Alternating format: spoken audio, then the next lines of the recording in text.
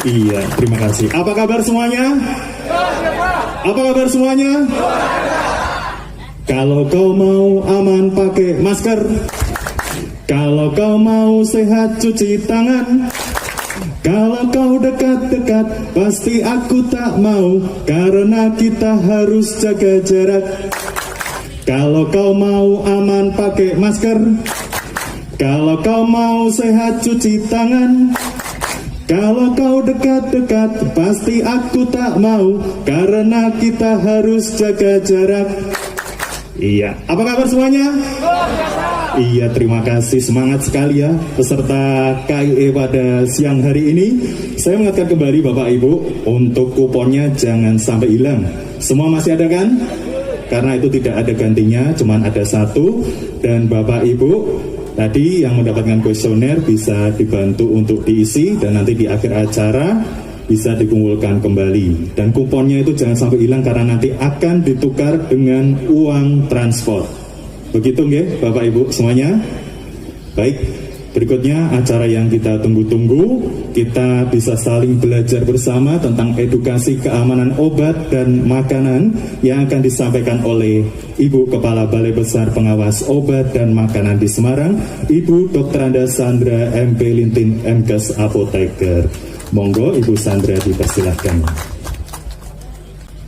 Yang sangat kami hormati dan banggakan, Bung Ramson Siagian selaku anggota DPR RI Komisi 9. Yang kami hormati Bapak Haji Wardoyo selaku anggota DPRD Kabupaten Pemalang.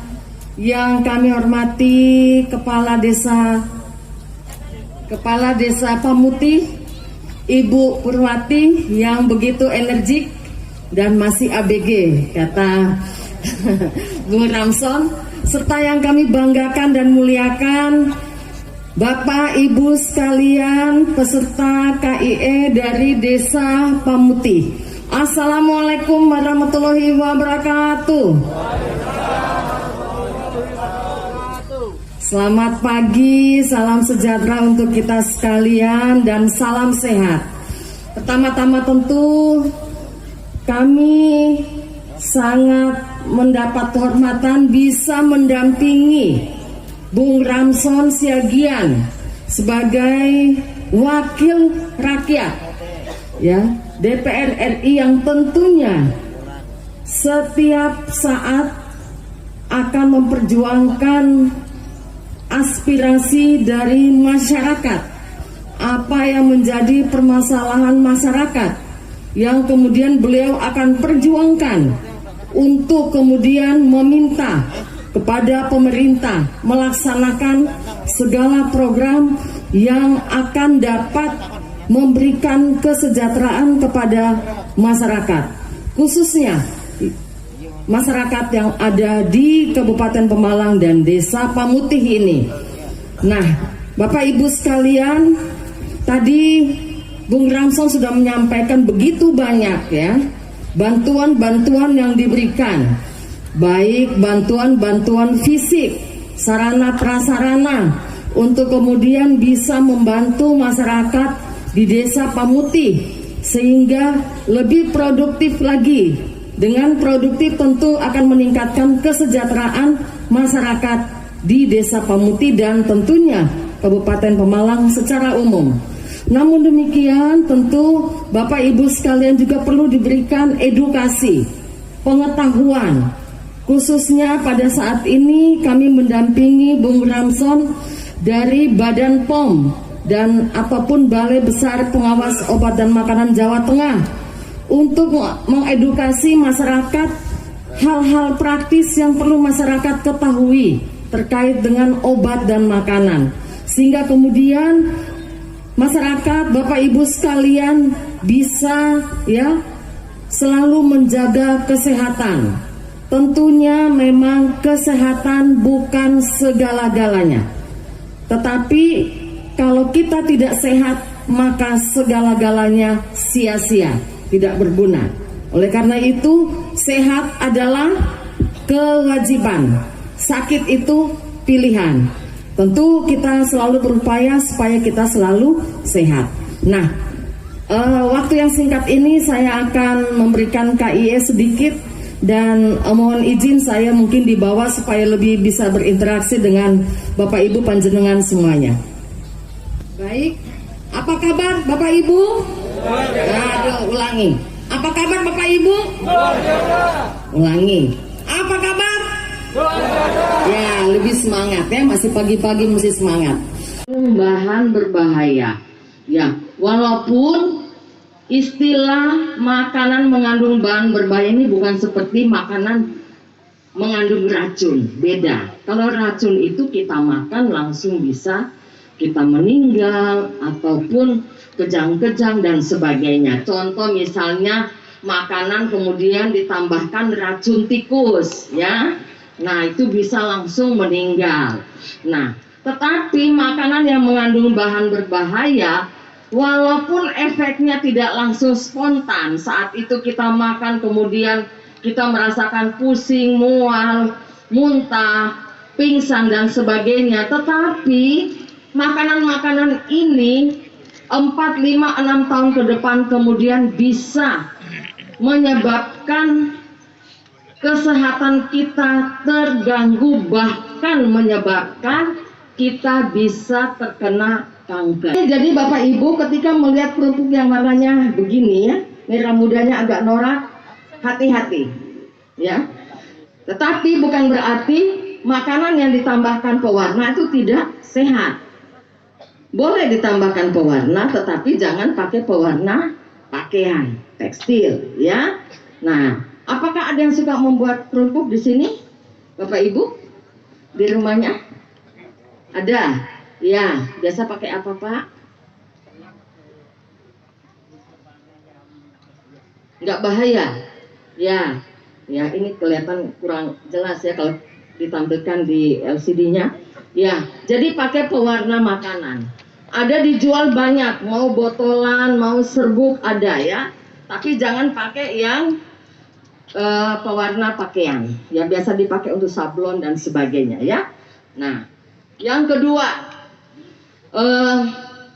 atau kertas yang ada tulisannya. Kenapa? Karena tinta baik dalam surat kabar maupun bekas buku tulis anak-anak ya. Nah itu tintanya itu mengandung logam berat. Logam berat ini sangat berbahaya juga untuk kesehatan kita. Jadi ketika Bapak Ibu mendapati bahwa ada pedagang-pedagang yang mewadahi atau membungkus gorengan itu dengan kertas koran atau kertas bekas buku tulis, nah jangan mau ya. Karena itu mengandung logam berat. Tadi saya katakan bahwa bahan-bahan ini tidak langsung spontan efeknya timbul. Tetapi 3, 4, 5, 6 tahun kemudian kita kemudian sudah terkena penyakit-penyakit yang sangat membahayakan bagi kesehatan kita. Yang kedua, ketika menggunakan minyak goreng. Nah ini ibu-ibu ini biasanya yang memasak. Biasanya kita pakai minyak goreng berapa kali? Minyak jelantah untuk menggoreng. Biasanya namanya ibu-ibu sampai hitam, sampai kental baru dibuangkan. Kalau enggak sayang eman-eman gitu ya. Jadi minyak goreng itu digunakan maksimal 3 kali ya. Jangan digunakan lebih karena tentu itu juga akan berbahaya. Kami menyampaikan ini untuk hal-hal praktis yang memang secara spontan tidak langsung terlihat, tidak langsung menyebabkan kita sakit, tetapi ini adalah pengetahuan, tambahan wawasan bagi Bapak Ibu sekalian untuk lebih memahaminya. Kemarin saya di Pemalang, di sana banyak UMKM yang memproduksi kerupuk. Saya diprotes. Ketika saya menyampaikan, mereka menyampaikan ke saya, Ibu, kami ini sudah turunan ketiga membuat kerupuk. Tidak ada tuh kami dengar orang meninggal gara-gara makan kerupuk, katanya ya, begitu. Saya bilang, iya, memang tidak langsung, tetapi 4, 5, 6 tahun kemudian karena kita sering memakan kerupuk yang ditambahkan bahan berbahaya, atau minum es juga ya, banyak yang tambahkan bahan berbahaya pewarna merah muda ini, itu bisa menyebabkan kita berdampak terhadap kesehatan kita ya. Nah, oke, jadi saya sampaikan dulu memang kita tidak pernah tahu ada yang namanya disebut penyakit kanker. Pernahkah kita tahu? Tidak kan? Tapi dengan perkembangan ilmu pengetahuan ternyata kita tahu bahwa ada juga penyakit yang namanya kanker. Begitu juga dulu pernah nggak kita tahu bahwa orang tuh gagal ginjal dan harus cuci darah? Tidak pernah kan? Tapi dengan perkembangan ilmu pengetahuan kemudian diketahui bahwa orang yang gagal ginjal harus cuci darah. Dan penyebab dari gagal ginjal salah satunya adalah memakan makanan yang mengandung bahan berbahaya ya. Nah, selanjutnya untuk makanan lagi. Apakah Bapak Ibu sering mengkonsumsi susu kental manis? Ya. Nah, tolong diperhatikan susu kental manis ini jangan diberikan kepada bayi-bayi kita sampai dengan 12 bulan.